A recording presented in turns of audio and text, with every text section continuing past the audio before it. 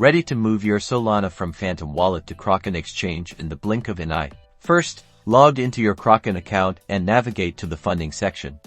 You can usually find this in the top navigation bar or in your account settings. Use the search bar and type in Solana or Sol. Then, select Deposit for Solana. Kraken will show a warning about sending the correct asset. Confirm that you are sending Solana. Once confirmed, click on the Generate New Address button. A new Solana deposit address will be created for you. This is your unique Kraken Solana deposit address. Copy this address carefully. You can also use the QR code scanner if you're on a desktop and using Phantom on your mobile device. Now, open your Phantom wallet. Make sure you have Solana in your wallet. Tap the Send button. Paste the Solana deposit address you copied from Kraken into the recipient address field. Double check to ensure its accuracy. Triple check if it's a large amount. Enter the amount of Solana you want to transfer to Kraken.